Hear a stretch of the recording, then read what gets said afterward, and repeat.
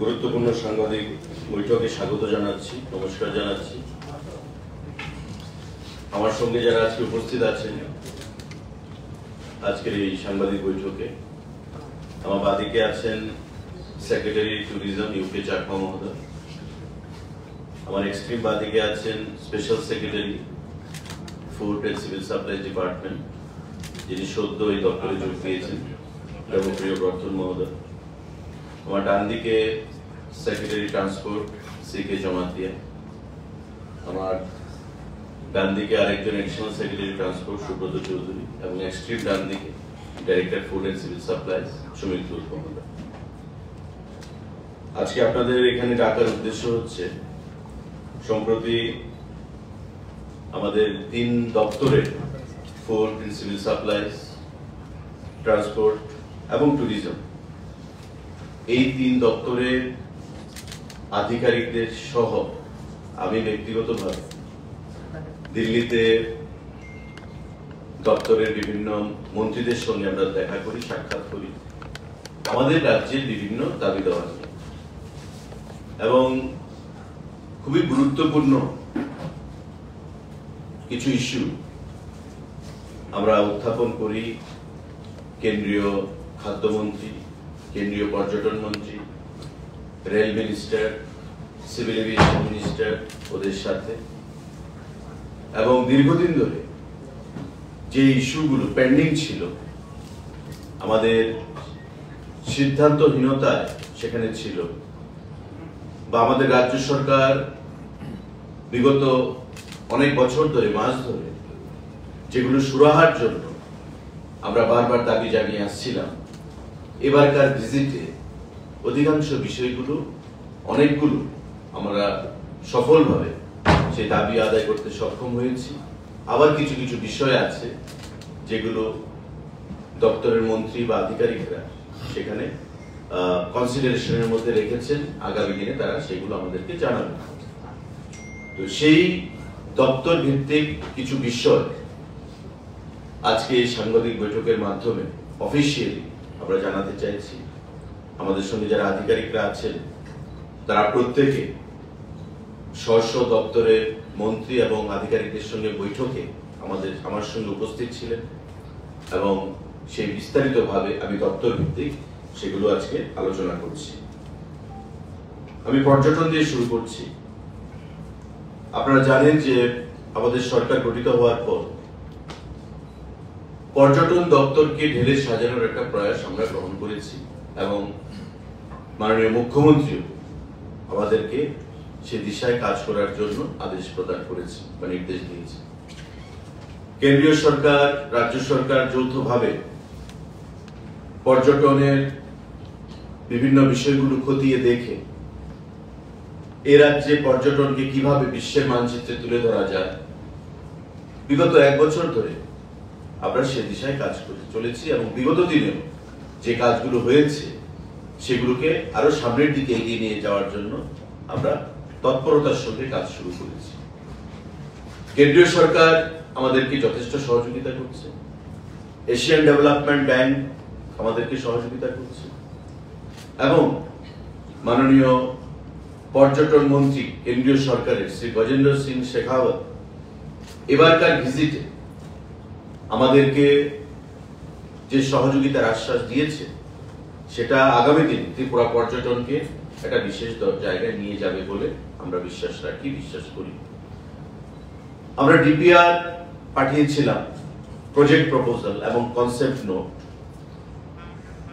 এই রাজ্যে পর্যটনকে আরো শক্তিশালী করে, পরিকাঠামোগত উন্নয়ন করে বহির্রাজ্যের পর্যটকদেরকে আকৃষ্ট করার জন্য যে প্রস্তাব আমরা পাঠিয়েছিলাম, সেই বিষয়ে আমরা মাননীয় কেন্দ্রীয় পর্যটন মন্ত্রী গজেন্দ্র সিং শেখাওয়াতের সাথে মিলিত হই, এবং 3টি প্রজেক্ট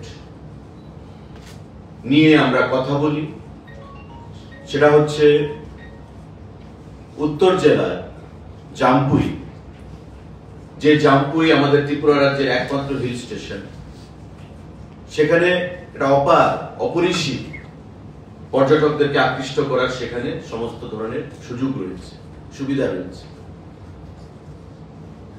আমরা আগেও বলেছি যে জাম্পুই হিল স্টেশনকে আমরা বিশ্বমানে পরিণত করতে চাই, রূপান্তরিত করতে চাই, এবং সেটাকে স্বপ্ন নিয়েই মাথায় রেখেই আমরা ডিপিআর তৈরি করেছি, কেন্দ্রীয় সরকারের কাছে প্রেরণ করেছি, মিটিং হয়েছে আমাদের সেক্রেটারি লেভেলে, জয়েন্ট সেক্রেটারি লেভেলে government of India, virtually meeting হয়েছে কেন্দ্রীয় মন্ত্রীর সাথে, এবং গত দিল্লি সফরে এবারকার মাননীয় মন্ত্রীর সাথে আমরা অফিসিয়ালি এই প্রজেক্ট রিপোর্ট, কনসেপ্ট নোট এবং ডিপিআর আমরা তুলে দিই।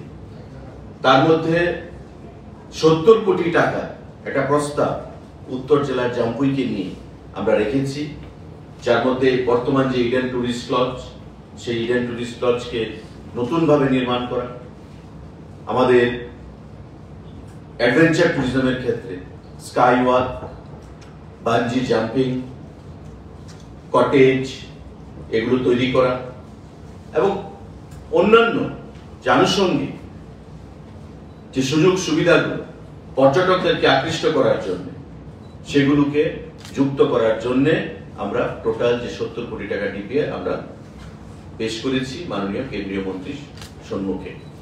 এবং তার বাইরে আমাদের পশ্চিম জেলা ভিত্তিক জিরানিয়ার এসএন কলোনিতে একটা প্রজেক্ট 50 কোটি টাকা, এবং আমাদের পার্শ্ববর্তী তুফানিয়া লুঙ্গা টি ট্যুরিজমের উপর 30 কোটি টাকা, অর্থাৎ পশ্চিম জেলা ভিত্তিক 80 কোটি টাকা এবং উত্তর জেলা ভিত্তিক 70 কোটি টাকা, 150 কোটি টাকার total project DPR concept note আমরা মাননীয় মন্ত্রীর সকাশে আমরা পেশ করেছি তার অনুমোদনের জন্য। এবং উনি আমাদেরকে আশ্বস্ত করেছেন, আমাদের প্রতিনিধি দলের সেক্রেটারি সাহেব ছিলেন, ডাইরেক্টর ট্যুরিজম ছিলেন, আমি ছিলাম, এবং পরিষ্কার ভাষায় উনি বলেছেন যে আগামী মার্চ মাসের পর সেই প্রজেক্টগুলোকে উনি স্যাংশন দেবেন এবং আগামী দিনে খুব তৎপরতার সাথে যাতে এই প্রজেক্টগুলো কাজ সম্পন্ন হয় এবং আগামী দিনে যেন ত্রিপুরা একটা গুরুত্বপূর্ণ টুরিস্ট ডেস্টিনেশন হিসেবে আত্মপ্রকাশ করতে পারে।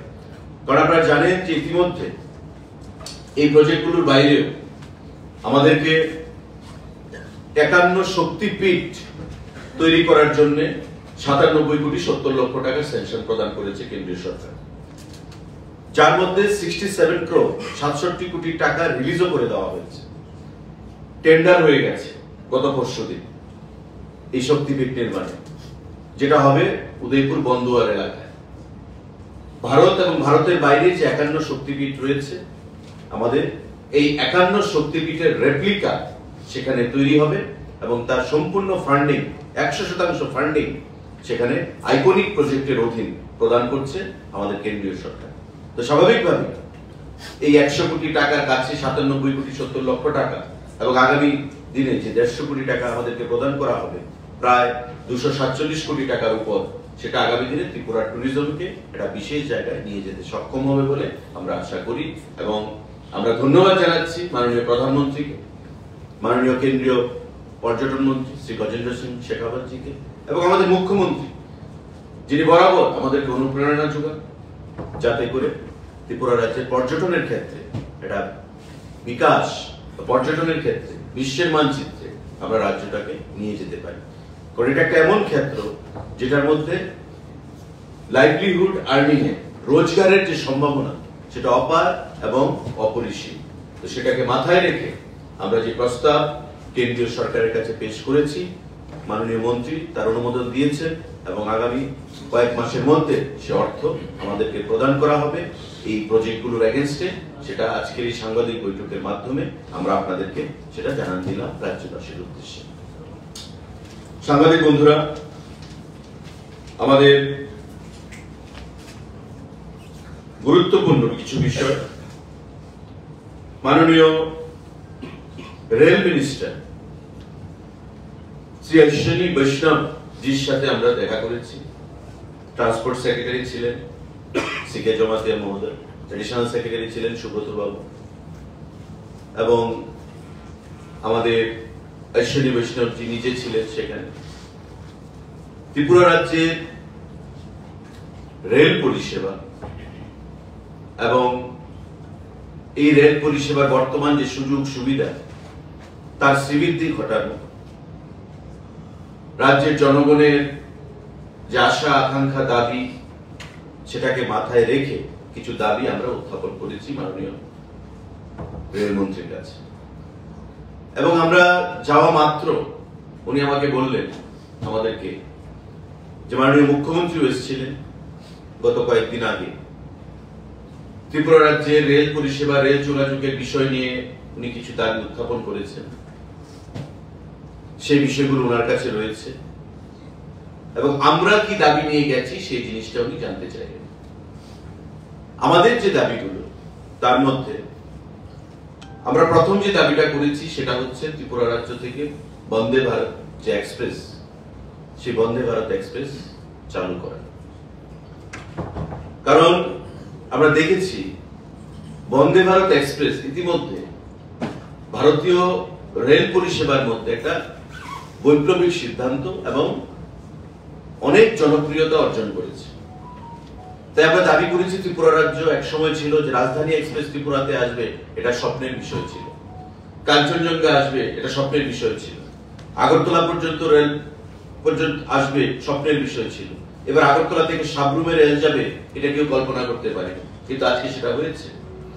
ত্রিপুরা রাজ্যে 14টার বেশি এক্সপ্রেস ট্রেন আমাদের চালু আছে, 5 থেকে 6টা আমাদের লোকাল ট্রেন সেখানে চালু রয়েছে। তাই বন্দে ভারত এক্সপ্রেস পরিষেবা আমরা ত্রিপুরা রাজ্যের মানুষ যেন গ্রহণ করতে পারি এবং সুযোগ সুবিধা গ্রহণ করতে পারি, সেটা আমরা দাবি জানিয়েছি। উনি সেটাকে যৌক্তিকতা স্বীকার করে সেটা নোট উনি গ্রহণ করেছেন এবং কিভাবে, যেহেতু ত্রিপুরা রাজ্যের একটা বিশাল অংশ 2/3 অঞ্চল ফরেস্ট, উনি আমাকে বললেন যে ফরেস্টের একটা সমস্যা, তারপরে কিভাবে সেটাকে অ্যাডজাস্টমেন্ট করা যায় আগামী দিনে আমার নজর থাকবে আগরতলা থেকে বন্দে ভারত পরিষেবা চালু করার জন্য। আমরা দাবি জানিয়েছি conversion of existing single line rail track into double line track. আমরা জানি যে ধর্মনগর থেকে সাবরুম পর্যন্ত যে লাইন আমাদের ট্র্যাক রয়েছে সেটা সিঙ্গেল লাইন। মাননীয় মুখ্যমন্ত্রীও সেটা দাবি জানিয়েছে এবং আমরাও এবারকার ভিজিটে ওনার সঙ্গে কথা বলে দাবি জানিয়েছি যত সম্ভব শীঘ্রতার সঙ্গে তাড়াতাড়ি এই সিঙ্গেল লাইনকে ডাবল লাইনে কনভার্ট করা, যাতে পাশাপাশি দুটো ট্রেন একসাথে চলতে পারে। কারণ বাইরের আমরা দেখি বাইরের রাজ্যগুলোর সঙ্গে পাশাপাশি ডাবল না ট্রিপল লাইন, 4টা-5টা লাইন একসঙ্গে পাশাপাশি রেল যোগাযোগ হচ্ছে। তাই আমাদের যেহেতু পার্বত্য অঞ্চল, আমাদের সেটা অনেকটা অসুবিধা হলেও ডাবল লাইন সিঙ্গেল লাইন থেকে আমরা কনভার্ট করা যেতেই পারে এবং সেই বিষয়ে কেন্দ্রীয় সরকার যেন প্রয়োজনীয় পদক্ষেপ গ্রহণ করে। উনি যৌক্তিকতা স্বীকার করেছেন, সার্ভের কাজ চলছে এবং আগামী দিনে আমরা আশা করতে পারি যে ত্রিপুরা রাজ্যে অতি সত্বর যেটা আমরা দাবি করেছি সেটা একটা সঠিক সময়ে এই সিঙ্গেল লাইন ডাবল লাইনে সেটা কনভার্ট করা হবে। মাননীয় মুখ্যমন্ত্রীও সেই দাবি জানিয়েছেন ওনার সফরকালে। আমরা দাবি জানিয়েছি, আমাদের মাননীয় মুখ্যমন্ত্রী গত পরশুদিন যেটা বলেছেন যে world class station, Agartala railway স্টেশনকে ওয়ার্ল্ড ক্লাস স্টেশনে পরিণত করে with all modern amenities, facilities, infrastructure. উনি তার যৌক্তিকতা স্বীকার করেছেন মাননীয় রেলমন্ত্রী অশ্বিনী বৈষ্ণব। আমরা আগরতলা থেকে সাবরুম পর্যন্ত প্রতিটি এক্সপ্রেস ট্রেন, আমাদের লোকাল যে ট্রেনগুলো, সেই ট্রেনগুলোর মধ্যে পরিষ্কার পরিচ্ছন্নতা, এবং এটা উনি গুরুত্ব সহকারে বলেছেন যে this is the most important subject, cleanliness which needs to be maintained. প্রতিটা ট্রেনে অনেক সময় পত্র পত্রিকা বিভিন্ন সময় বিধানসভাতেও এসেছে যে ট্রেনের মধ্যে যে পরিষ্কার পরিচ্ছন্নতাটা থাকা প্রয়োজন সেই জিনিসটা হচ্ছে না। এবং আমরা যখন দাবি জানালাম, উনি সঙ্গে সঙ্গে NF railway, north east frontier railway GM কে ফোন করলেন এবং পরিষ্কার ভাষায় বললেন যে আগरतला से ये फीडबैक है कि क्लीनलीनेस ठीक नहीं है, आप देखिए 15 दिन में मैं आपसे और एक बार बात करूंगा, क्या अपडेट है, क्या प्रोग्रेस है। পরিষ্কার ভাষায় উনি জিএম এনএফ রেলওয়ে কে বললেন যে 15 দিনের মধ্যে আমি আপনাকে আবার বসবো, কথা বলবো, 15 দিনের মধ্যে আপনি আমাকে বলবেন যে কি অ্যাকশন হয়েছে, কারণ এটা আউটসোর্সিং এর মাধ্যমে প্রাইভেট কোন এজেন্সিকে এগুলো দেওয়া আছে, কারাশি এজেন্সি, তাদের সাথে কথা বলে আগরতলা থেকে যতগুলো এক্সপ্রেস ট্রেন এবং লোকাল ট্রেন ছাড়া হয় প্রত্যেকটা ট্রেনে যেন পরিষ্কার পরিচ্ছন্নতা বজায় থাকে, সেগুলো যেন সঠিকভাবে মেনটেন করা হয়। পরিষ্কার ভাষায় উনি আমাদের সামনে এনএফ রেলওয়ে জিএমকে সে নির্দেশ প্রদান করেছেন। সাংবাদিক বন্ধুরা, আপনারা জানেন যে আমাদের পার্শ্ববর্তী শেখেরকোটে আইওসিএল দ্বারা, ইন্ডিয়ান অয়েল কর্পোরেশন দ্বারা একটা ডিপো তৈরি হচ্ছে, যেখানে আমরা পেট্রোল এবং ডিজেলের স্টক রাখবো।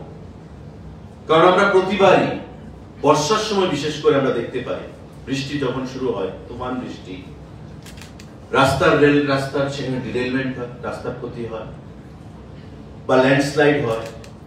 ল্যান্ডস্লাইডে পাহাড় ভেঙে যখন রাস্তায় পড়ে মাটি, কাদলো মাটি, বা সেখানে গাড়ি আসতে অসুবিধা হয়, ট্যাঙ্কার গুলো আসতে অসুবিধা হয়, বা রেলের যখন ট্র্যাকের ডিরেলমেন্ট হয় তখন রেলগাড়ি আসতে অসুবিধা হয়, আবার আসতে পারে না।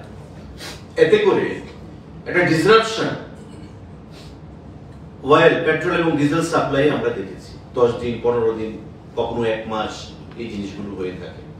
এবং আগরতলা এবং সারা রাজ্যে পেট্রোল এবং ডিজেলের একটা বিশাল ক্রাইসিস তৈরি হয়, যেটা রেশনিং ব্যবস্থা আমরা চালু করি পেট্রোল পাম্পগুলোতে, 100 টাকা 200 টাকা বেশি তেল দেওয়া যাবে না, কিন্তু তাতেও সেই পরিস্থিতি আমরা মোকাবিলা করতে আমাদের অসুবিধা হয় রাজ্য সরকারের কাছে।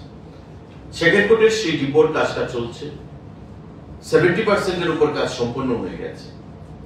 আইওসিএল সেই কাজটা করছে, কিন্তু তাতে রেলের একটা পার্ট প্রায় 1.5 থেকে 2 কিলোমিটারের মতো রয়েছে, যেটা খুব ধীর গতিতে চলছে। কারণ রেল যখন আসবে, ডিপোর সঙ্গে যদি ডাইরেক্ট রেল না ঢুকতে পারে তবে সমস্যা হয়ে যাবে।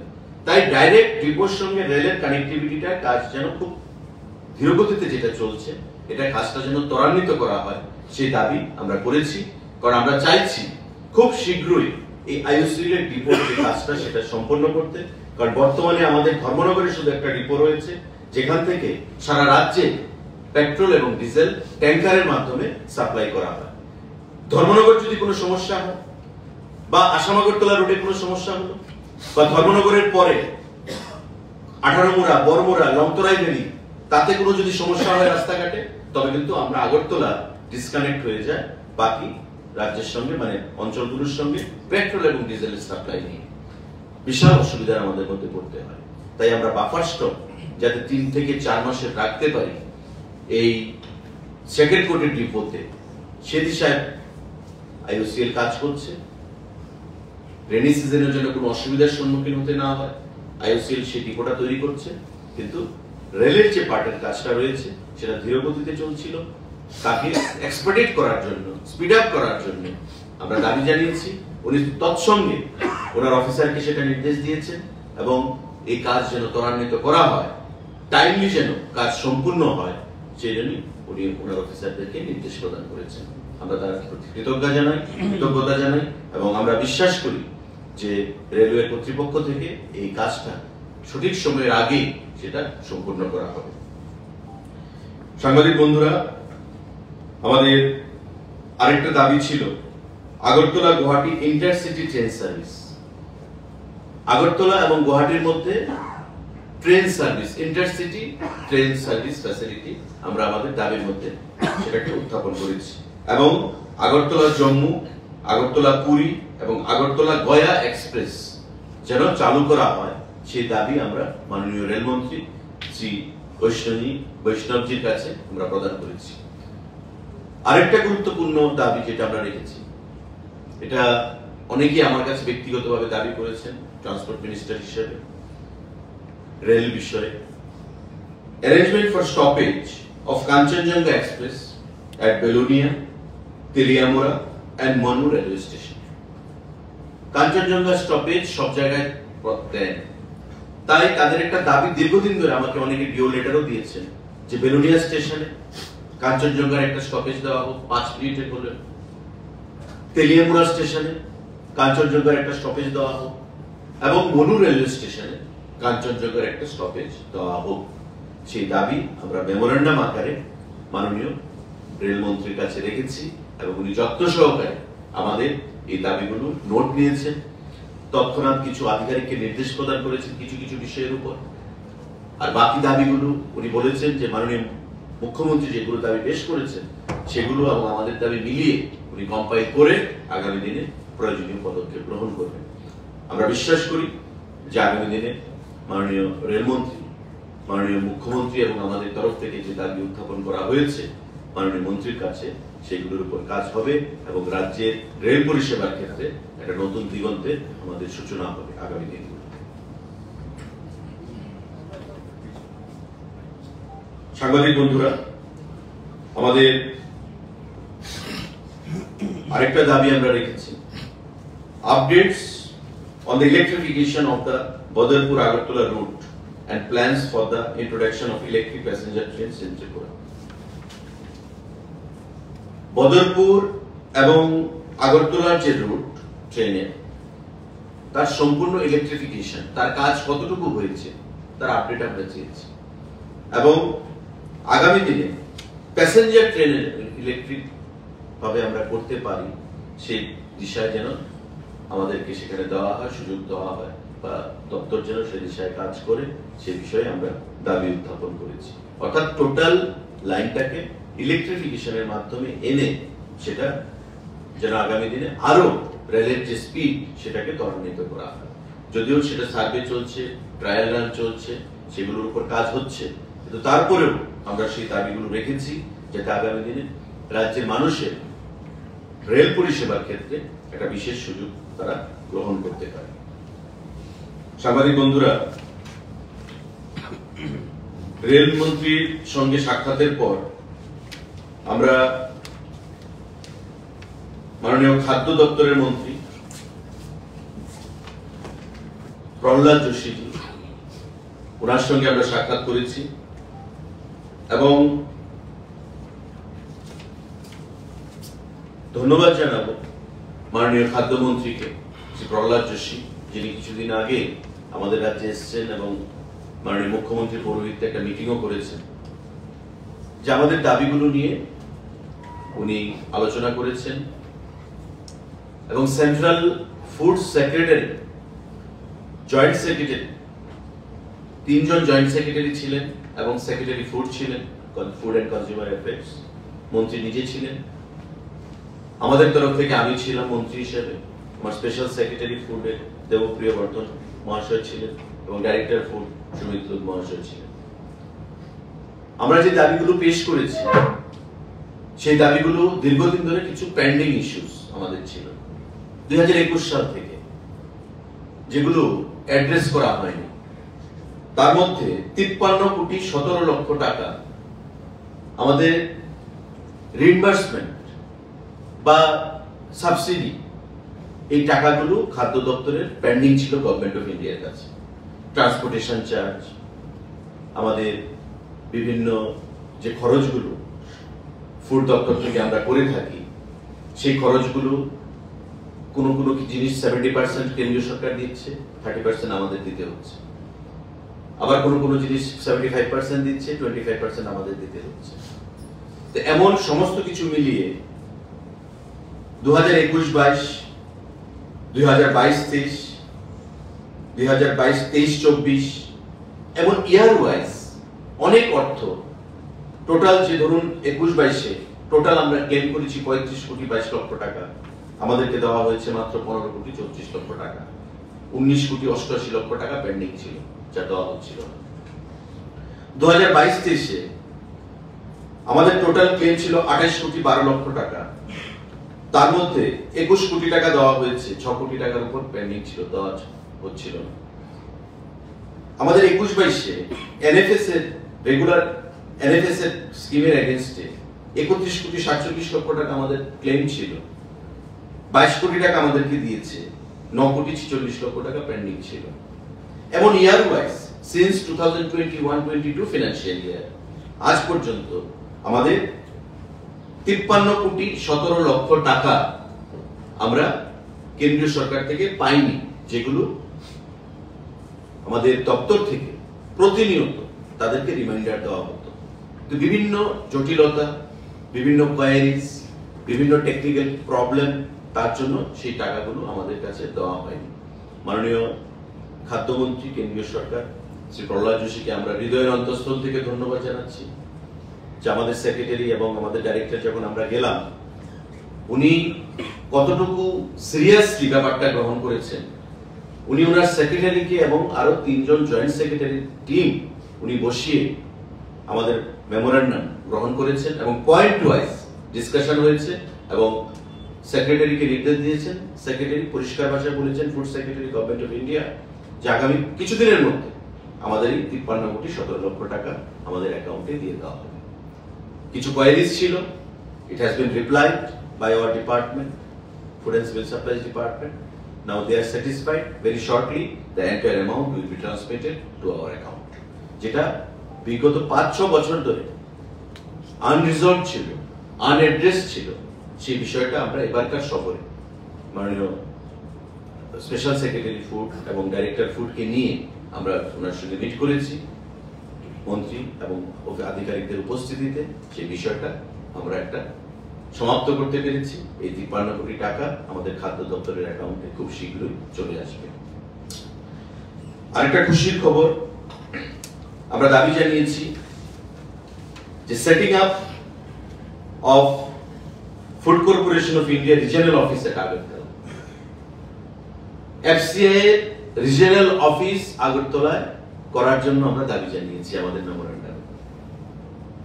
মাননীয় মন্ত্রী তৎক্ষণাৎ সেক্রেটারিকে বললেন, সেক্রেটারি এগ্রি করলেন এবং মন্ত্রী নিজে বললেন যে मैं खुद जाके उसका उद्घाटन करूंगा। আমাদের আগরতলাকে, ত্রিপুরাতে আগরতলাতে food corporation of India regional office হবে, তার জন্য জায়গা চাওয়া হচ্ছে আমাদের কাছে। আমরা বলেছি যে আপনার অফিসিয়ালি আমাদেরকে রিটেন দিন কতটুকু জায়গা লাগবে। মাননীয় মুখ্যমন্ত্রীর সাথে কথা বলে আমরা সেই জায়গা এফসিআই কে দেব এবং সেই জায়গায় এফসিআই রিজিয়নাল অফিস আমাদের ত্রিপুরা রাজ্যে তৈরি হবে। এটা আমাদের এবারকার দিল্লি সফরে এটা বিশেষ পাওনা, বাড়তি পাওনা, যে আমাদের food corporation of India regional office আগরতলাতে হচ্ছে। সাংবাদিক বন্ধুরা, একটা গুরুত্বপূর্ণ বিষয়, আমরা দীর্ঘদিন ধরে যে রেশন শপগুলো রয়েছে, সেই রেশন শপগুলো আপনারা জানেন যে ডিজিটাইজেশন হয়ে গেছে, ই পজ মেশিন বসেছে এবং সেখানে যে ই পজ মেশিন গুলো বসেছে, আমাদের বিভিন্ন যারা ভোক্তারা আছেন তাদেরকে আমরা বারবার আমরা বলেছি যে আপনাদের কেওয়াইসি আপনারা সেখানে সম্পন্ন করুন। কিন্তু দেখা যাচ্ছে অনেক সময় ভোক্তারা বাইরে থাকেন বা বাড়ির যতজন সদস্যরা আছেন, 6 জন সদস্য থাকলে 2 জন বা 3 জন গিয়ে হয়তো কেওয়াইসি করাচ্ছেন, বাকিরা করাচ্ছেন না। এতে করে আমাদের যে ডিজিটাইজেশন যে প্রসেসটা সেটা সম্পূর্ণভাবে আমরা কমপ্লিট করতে পারছি না।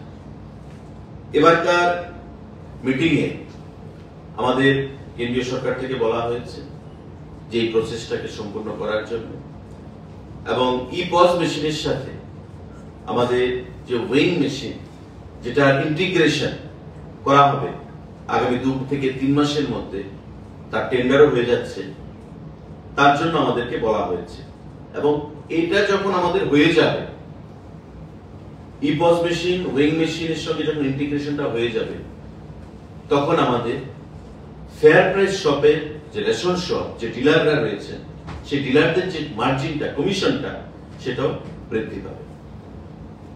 ডিলার ভাইরা দীর্ঘদিন ধরে আমাদের দাবি জানিয়ে আসছে যে তাদের কমিশনটা বৃদ্ধি করার জন্য, কিন্তু এখনকার ডিজিটাইজেশন সিস্টেমের মধ্যে এই জিনিসটা করা যাচ্ছিল না। আমরা আশা করছি যে সারা দেশে 180 টাকা করে তারা কমিশন পাচ্ছে পার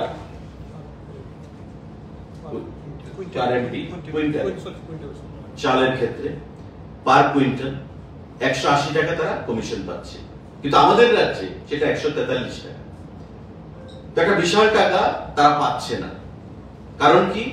ওই ডিজিটাইজেশনটার জন্য, যেটা আমি বললাম যে আমাদের ই পজ মেশিন ওয়েইং মেশিনের সঙ্গে ইন্টিগ্রেশনটা যেটা হয়ে যাবে আগামী 2 থেকে 3 মাসের মধ্যে, তারপর সারা দেশে যে 180 টাকা যে চালের উপর যে কমিশনটা তারা পার কুইন্টাল পাচ্ছে, আমাদের রাজ্যে 143 টাকা থেকে বেড়ে সেই 180 টাকা আমাদের ডিলার ভাইরা পাবে এবং এতে করে প্রতিটা ডিলার মান্থলি যদি আমি হিসাব করি কয়েক হাজার টাকা তার কমিশন সেখানে বৃদ্ধি পাবে। এটা ডিলার ভাইদের জন্য এটা গুরুত্বপূর্ণ এবং আনন্দের সংবাদ। আমাদের এই বিষয়গুলো আমরা মাননীয় খাদ্যমন্ত্রীর সম্মুখে আমরা পেশ করেছি এবং উনি যেভাবে আমাদেরকে গুরুত্ব সহকারে এই বিষয়গুলো অ্যাড্রেস করেছেন এবং নির্দেশ প্রদান করেছেন তার জন্য আমরা রাজ্য সরকারের তরফ থেকে কৃতজ্ঞতা জানাই, আমার ব্যক্তিগত তরফ থেকে কৃতজ্ঞতা জানাই। বিশেষ করে যে অর্থগুলো আমাদের দীর্ঘদিন ধরে পেন্ডিং ছিল 53,17,00,000 টাকা, সেগুলো আমাদেরকে দিয়ে দেওয়া হচ্ছে। ফুড কর্পোরেশনের রিজিওনাল অফিস আমাদের আগরতলাকে দেওয়া হচ্ছে আমাদের ডেলিগেশনের আলোচনার পর, এবং আমাদের ডিলার ভাইদের কমিশন যেটা ইপজ মেশিন ওয়েইং মেশিনের সঙ্গে ইন্টিগ্রেশনের বাবদ যে 180 টাকা কমিশন যেটা কুইন্টাল বেসিস আমরা পাবে, তাতে করে আমরা দেখবো মাস 2-3 পথে যে ডিলার ভাইদের কমিশন কয়েক হাজার টাকা সেখানে বৃদ্ধি পাবে, যেটা তাদের জন্য সুখবর। এটা হচ্ছে আমাদের ফুড এবং সিভিল সাপ্লাইজ ডিপার্টমেন্টের মন্ত্রীর সঙ্গে যেটা আমাদের আলোচনা হয়েছে, সে বিষয় নিয়ে আমরা আপনাদেরকে সেখানে অবগত করলাম। আরেকজন কেন্দ্রীয় মন্ত্রী সিভিল এভিয়েশন বিমান পরিষেবা আমরা সাক্ষাৎ করেছি। ট্রান্সপোর্ট সেক্রেটারি ছিলেন, এডিশনাল সেক্রেটারি ছিলেন, আমাদের ট্যুরিজম সেক্রেটারি ছিলেন আমাদের সাথে, এবং শ্রী রামমোহন নাইডু যিনি অত্যন্ত গুরুত্ব সহকারে জয়েন্ট সেক্রেটারি 3 জন ছিলেন, ডাইরেক্টর ছিলেন এয়ারপোর্ট অথরিটির একজন। ওনার উপস্থিতিতে আমরা কিছু বিষয় গুরুত্বপূর্ণ বিষয় নিয়ে আমরা আলোচনা করেছি।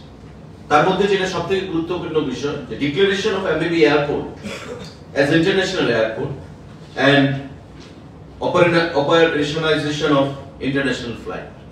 ইন্টারন্যাশনাল ফ্লাইট অপারেশন করতে হবে এবং এটাকে ইন্টারন্যাশনাল এয়ারপোর্ট হিসেবে ডিক্লেয়ার করতে হবে। আপনারা জানেন যে ইতিমধ্যে আমাদের এমবিবি এয়ারপোর্টকে কাস্টমস এয়ারপোর্ট হিসেবে কিন্তু ডিক্লেয়ার দেওয়া হয়েছে বিগত বছর। তারপর আমাদের ইমিগ্রেশন আমরা দাবি জানিয়েছি, কারণ ইন্টারন্যাশনাল এয়ারপোর্ট করতে গেলে ইমিগ্রেশন চেকপোস্ট লাগবে। তাই এই আগরতলা এয়ারপোর্টকে যেন ইমিগ্রেশন চেকপোস্ট এয়ারপোর্ট হিসেবে ঘোষণা করা হয়, তারপর ইন্টারন্যাশনাল এয়ারপোর্ট ঘোষণা করা হবে। উনি সমস্ত বিষয় নিয়ে জানতে চেয়েছেন।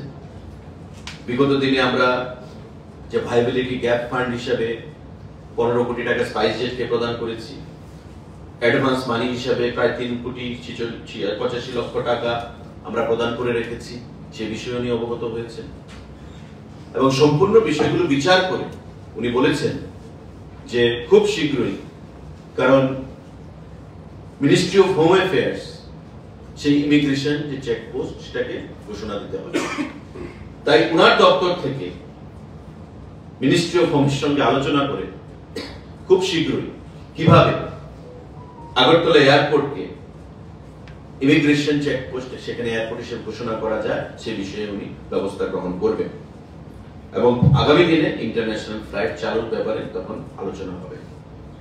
আমাদের কৈলাসহর এয়ারপোর্ট যেটা দীর্ঘদিন ধরে পরিত্যক্ত অবস্থায় রয়েছে, সবচেয়ে আনন্দের বিষয় হচ্ছে সমস্ত বিষয় উনি জানতে চেয়েছেন, কারণ কৈলাসহর এয়ারপোর্টে যদি আমরা আবার অপারেশন শুরু করতে চাই তবে সাউদার্ন পার্ট এবং নর্দার্ন পার্টে আমাদের ল্যান্ড অ্যাকুইজিশন করতে হবে, তাতে করে কয়েকশো কোটি টাকা রাজ্য সরকারকে বহন করতে হবে, যেটা কেন্দ্রীয় সরকার করবে না। তাই বর্তমান যে পরিকাঠামো রয়েছে আমরা দাবি জানিয়েছি যে বর্তমান পরিকাঠামোকে ব্যবহার করে সেটাকে রিনোভেশন রিফার্বিশমেন্ট করে আমরা ছোট ফ্লাইট সেখান থেকে চালনা করতে পারি। আলোচনা হয়েছে এবং উনি এই বাজেট সেশনের পর যে বাজেট সেশন চলছে আমাদের লোকসভা, উনি ব্যক্তিগতভাবে সরজমিনে কৈলাসহর এয়ারপোর্টে পরিদর্শনে আসবেন এবং এসে কি পদক্ষেপ গ্রহণ করা যায় সে বিষয়ে উনি সিদ্ধান্ত জানাবেন। এই বাজেট সেশনের পর উনি ত্রিপুরা সফরে আসবেন এবং এখানে এসে কৈলাসহর এয়ারপোর্ট সরজমিনে প্রদর্শন করবেন ঘুরে দেখবেন এবং এই এয়ারপোর্টকে কিভাবে আগামী দিনে অপারেশনের আন্ডারে নিয়ে আসা যায় সেই বিষয়ে উনি সিদ্ধান্ত জানাবেন। এটা আমাদের কাছে অত্যন্ত আনন্দের বিষয়, কারণ দলমত নির্বিশেষে কৈলাসহরের শাসক দল, বিরোধী দল প্রত্যেকেই চাইছে, আমরা চাইছি, মুখ্যমন্ত্রী চাইছেন যাতে এই কৈলাসহর এয়ারপোর্টে অপারেশন আমরা পুনরায় চালু করতে পারি, ফ্লাইট সার্ভিস চালু করতে পারি। তাই মাননীয় মন্ত্রী সরজমিনে এখানে এসে এগুলো পরিদর্শন করবেন এবং পরবর্তী সময়ে উনি সিদ্ধান্ত জানাবেন। বাজেট সেশনের পর মাননীয় সিভিল এভিয়েশন মিনিস্টার ত্রিপুরা রাজ্যে আসবেন এবং এই কৈলাসহর এয়ারপোর্ট নিয়ে উনি আমাদের চিঠি দেখালেন। বরাবর আমার তরফ থেকে, মাননীয় মুখ্যমন্ত্রীর তরফ থেকে অনেকবার ডিও লেটার গেছে, চিঠি গেছে। এবার উনি জানালেন যে ডোনার মিনিস্টার জ্যোতিরাদিত্য সিন্ধিয়া, যিনি তার আগে সিভিল এভিয়েশন দপ্তরের মন্ত্রী ছিলেন, উনি ব্যক্তিগতভাবে ডিও লেটার লিখেছেন সিভিল এভিয়েশন মিনিস্টারকে, বর্তমান মন্ত্রীকে, ফর অপারেশনালাইজেশন অফ কৈলাসহর এয়ারপোর্ট। কারণ মাননীয় জ্যোতিরাদিত্য সিন্ধিয়া গত কয়েকদিন আগে মাননীয় মুখ্যমন্ত্রীর পৌরহিত্যে, আমিও সেখানে উপস্থিত ছিলাম, যে মিটিং করেছেন সেক্রেটারিয়েটে, রিভিউ মিটিং, তাতে কৈলাসহরের বিষয়টা এসেছেন এবং উনি আমাদেরকে আশ্বস্ত করেছিলেন যে আমি গিয়ে দিল্লিতে ব্যক্তিগতভাবে কথা বলবো এবং নিজে চিঠি লিখব। এবং সেই চিঠি উনি লিখেছেন, সেই চিঠির কপি মাননীয় মন্ত্রীর ওএসডি আমাদের সম্মুখে সেখানে রেখেছেন আমাদের আলোচনার সময়। তো কেন্দ্রীয় সরকার, আমরা যে বলি ডাবল ইঞ্জিন সরকার, এই ডাবল ইঞ্জিন সরকারের সময় মোদীজি পরিষ্কার ভাষায় মন্ত্রীদেরকে বলেছেন যে আগে যেখানে লুকিশ পলিসি ছিল সেই লুকিশ দিয়ে হবে না, এখন অ্যাক্টিস্ট করতে হবে। নর্থ ইস্ট যেটা পরিত্যক্ত একটা অঞ্চল ছিল, রিজন ছিল, আজকে ভারতবর্ষের গ্রোথ ইঞ্জিনের ক্ষেত্রে নর্থ ইস্ট একটা বিশেষ ভূমিকা গ্রহণ করছে। তাই প্রত্যেক মন্ত্রীকে প্রতি সপ্তাহে নর্থ ইস্টের কোনো না কোনো রাজ্যে যেতে হবে এবং সেই রাজ্যের সমস্যা নিয়ে কেন্দ্রীয় সরকারের সঙ্গে কথা বলে সেই সমস্যা নিরসনে প্রয়োজনীয় পদক্ষেপ গ্রহণ করতে হবে। এবং মাননীয় জ্যোতিরাদিত্য সিন্ধিয়া যখন সিভিল এভিয়েশন দপ্তরের মন্ত্রী ছিলেন, আমি ব্যক্তিগতভাবে ওনাকে বলেছি এবং পরবর্তী সময়ে উনি আগ্রহ প্রকাশ করেছেন যাতে কৈলাসহর এয়ারপোর্টকে চালু করা যায়, ছোট বিমান দিয়ে হলেও, এবং ব্যক্তিগতভাবে উনি চিঠি লিখেছেন বর্তমান সিভিল এভিয়েশন মিনিস্টারের কাছে যাতে সেটা চালু করা যায়। বাজেট সেশনের পর মাননীয় মন্ত্রী ভিজিটে আসবেন, আমরা আশা করব কিছু একটা প্রয়োজনীয় পদক্ষেপ, পজিটিভ কোনো পদক্ষেপ ওনার তরফ থেকে গ্রহণ করা হবে কৈলাসহর এয়ারপোর্ট নিয়ে। সাংবাদিক বন্ধুরা, আমরা দাবি জানিয়েছি আগরতলা এবং দিল্লি সেক্টরে আরো ফ্লাইটের সংখ্যা বৃদ্ধি করার জন্য, এবং উনি সেটা নোট নিয়েছেন, প্রয়োজনীয় পদক্ষেপ গ্রহণ করবেন। আমরা দাবি জানিয়েছি আমাদের Agartala to Mumbai direct flight connectivity, এটা কলকাতা ভায়াও হতে পারে, এটা ব্যাঙ্গালোর ভায়াও হতে পারে, কিন্তু যারা মুম্বাই যেতে চাইবে আগরতলা থেকে, তারা যেন এখান থেকে ফ্লাইটে চেপে ডাইরেক্ট মুম্বাই গিয়ে নামতে পারে, সেই ব্যবস্থা গ্রহণ করার জন্য আমরা দাবি জানিয়েছি এবং উনি সেটা নোট নিয়েছেন এবং যত্ন সহকারে আগামী দিনে ব্যবস্থা বা প্রয়োজনীয় ব্যবস্থা গ্রহণ করবে সেই আশ্বাস উনি আমাদেরকে প্রদান করেছেন। And last not the least, আপনারা অনেকেই বলেন যে এয়ার ফেয়ার ভাড়া, কিন্তু আমরা তার আগে অনেকবার বলেছি এবং উনিও সেটা বলেছেন যে ভাড়ার বিষয়টা সিভিল এভিয়েশন কন্ট্রোল করে না, DGC, director general of civil এভিয়েশনের অধীন একটা উইং রয়েছে, সেই উইং সেটাকে পরিচালনা করে এবং আগরতলা থেকে বিভিন্ন রুটে, বিশেষ করে কলকাতা রুটে এয়ার ফেয়ার যেন নাগালের বাইরে না যায় সে বিষয়ে আমরা ওনার কাছে দাবি জানিয়েছি এবং সমস্ত বিষয়গুলো যত্ন সহকারে ওনারা শুনেছেন এবং কিছু কিছু জিনিস শুনে আমি বললামই রেসপন্স উনি কি দিয়েছেন এবং আগামী দিনে পদক্ষেপ গ্রহণ করবেন সেই আশ্বাস আমাদেরকে প্রদান করেছেন। এবারকার আমাদের যে সফর, আমাদের সকল আধিকারিকরা যারা এখানে আছেন সবাইকে নিয়ে যথেষ্ট ফলপ্রসূ হয়েছে, খুব রেজাল্ট ওরিয়েন্টেড হয়েছে এবং ইম্প্যাক্টফুল ভিজিট আমাদের হয়েছে। সমস্ত দপ্তরের ক্ষেত্রে, ট্যুরিজমের ক্ষেত্রে বলুন, সিভিল এভিয়েশনের ক্ষেত্রে বলুন, রেলের ক্ষেত্রে বলুন, ফুড এন্ড সিভিল সাপ্লাইস এর ক্ষেত্রে বলুন, যথেষ্ট ইম্প্যাক্টফুল এবং রেজাল্ট ওরিয়েন্টেড ভিজিট আমাদের সেটা হয়েছে এবং যে বিষয়গুলো নিয়ে আপনাদের সম্মুখে আমি রাখলাম যে বিষয়গুলো নিয়ে আলোচনা হয়েছে এবং আগামী দিনে কি ব্যবস্থা গ্রহণ করবেন, আমরা আশাবাদী কেন্দ্রীয় সরকারের বিভিন্ন দপ্তর এই বিষয়গুলো নিয়ে প্রয়োজনীয় পদক্ষেপ গ্রহণ করবেন এবং রাজ্যের মানুষের সেটা একটা কল্যাণ হবে। আজকে এই সাংবাদিক বন্ধুদেরকে এই বিষয়গুলো অবগত করার জন্য আপনাদেরকে এখানে ডাকা হয়েছে। কারো যদি কোনো প্রশ্ন থাকে please feel free. FCI regional office করে ত্রিপুরা কিভাবে উপকৃত হবে? এফসিআই রিজিওনাল অফিস আমাদের এফসিআই এর সঙ্গে প্রতিনিয়ত আমাদের যে চালের কোটা, আমাদের যে গমের কোটা বা আমাদের সমস্ত যে কোটা যাই পাই আমরা এফসিআই থেকে, আমাদের আগরতলায় যদি রিজিওনাল অফিস হয় তবে ডাইরেক্টরেট অফ ফুডের সঙ্গে এফসিআই আমাদের ডাইরেক্ট কানেকশন বর্তমানে যেটা আমাদের করসপন্ডেন্সের উপর নির্ভর করতে হয়। তার বাইরে আমাদের উত্তর পূর্বাঞ্চলে এফসিআই রিজিওনাল অফিস যদি আমাদের ছোট করে হলেও যদি আগরতলাতে হয় তো স্বাভাবিকভাবেই এটা আমাদের কাছে একটা বিশাল পাওনা। কারণ হেড অফিস একটা রিজিওনাল অফিস ডাইরেক্ট কেন্দ্রীয় সরকারের আধিকারিকদের সঙ্গে যোগাযোগ থাকবে আমাদের রাজ্যের ফুড দপ্তরের আধিকারিকদের। এটা আমাদের কাছে একটা বিশাল পাওনা। কারণ আমাদের আপনার বিভিন্ন যে অফিসগুলো রিজিওনাল অফিস থাকা মানে কি, আপনার উত্তর পূর্বাঞ্চলের আধিকারিকরা যেমন আসবে, দিল্লির আধিকারিকরাও আসবে, মিনিস্ট্রির ডাইরেক্ট কন্ট্রোলে বা পারভিউতে আপনি চলে আসবেন রিজিওনাল অফিস। কারণ মন্ত্রী যখন কথা বলবে, যেমন আমি আপনাকে বললাম রেলের বিষয়, ক্লিনলিনেস নিয়ে, পরিষ্কার পরিচ্ছন্নতা নিয়ে কথা হয়েছে। এনএফ রেলওয়ে গুয়াহাটির মালিগাঁওতে বসেন, ডাইরেক্ট এনএফ রেলওয়েকে मिनिस्टर साहब फोन पर हमारे सामने কথা বলে जैसा एक फीडबैक है अगरतला से जो ट्रेन आता है जाता है इसका क्लीनलीनेस ठीक नहीं है, इसको सफाई करना है। मैं 15 दिन में बैठूंगा आपके साथ, मुझे अपडेट चाहिए। ঠিক স্বাভাবিকভাবে আজকে এটা গুয়াহাটির সঙ্গে কথা বলেছেন, ফুড দপ্তরে যখন কোনো বিষয় আসবে তখন রিজিওনাল অফিসার আগরতলার সাথে কথা বলবে। তো সেদিক থেকে Agartala will be upgraded as an important center when it comes to food and civil supplies department। তার বাইরে অনেক সুযোগ সুবিধা থাকবে। আর কোনো প্রশ্ন সাংবাদিক বন্ধুরা? ট্যুরিজম নিয়ে একটু ইনিশিয়েটিভটা করে দিন। কোনটা? Jamui and the other thing on tourism. Sir, you have visited and met that tourism minister, tourism minister. So, what is the latest update? And which are the sectors in which Jamui you are investing or you are trying to bring tourism develop in these sectors? The government of Tripura, after especially led by our government, has been given keen interest and emphasis in promoting tourism infrastructure in a holistic manner. And in connection of that, we have submitted various project reports to Government of India and Asian Development Bank also, and some infrastructure works have been going on in full swing. In the coming times, we expect when this entire projects will be completed, in the horizon of tourism will reach to a zenith of success.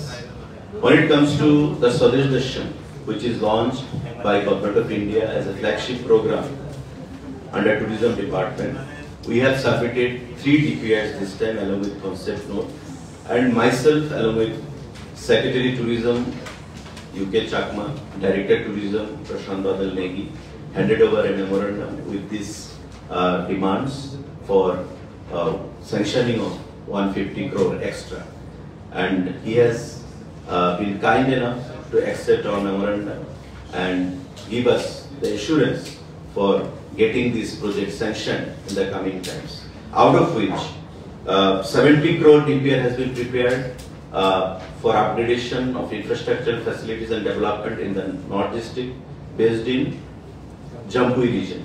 We are going to add adventure tourism also therein, like skywalk, bungee jumping, and at last not the least, the upgradation of Eden Tourist Lodge as a whole in a holistic manner. 70 crore DPR has been prepared and sent to, handed over to the Honorable Minister for sanction. These apart, when it comes to West District, we have given a separate DPR and concept note for bringing SN Colony area, which comes under Chirania subdivision, with a proposal of 50 crore, and also in addition to that, 30 crore for Tufanianuga tea estate. Altogether, cumulative the 150 crore. So, he has been very kind enough, generous enough to give us the assurance for sanction of the entire project, and very shortly, within next 2-3 months, the entire amount will be released to us. And before that also, if people are aware, tender has also been floated that for construction of or coming out with 51 Shakti Peeths, replica of 51 Shakti Peeth, they have sanctioned 97.70 crore, which is coming up at Banduar area under Udaipur subdivision. So in broad spectrum, in a holistic manner, the tourism of Tripura will be taken to the zenith of success in the coming times, and we believe that under the able stewardship of our Honorable Prime Minister, our Tourism Minister Gajendra Singh, and also the visionary leadership of our Honorable Chief Minister Professor Dr. Manik Shah, will be able to achieve our goal in the coming times. Sorry. Tufania Lunga.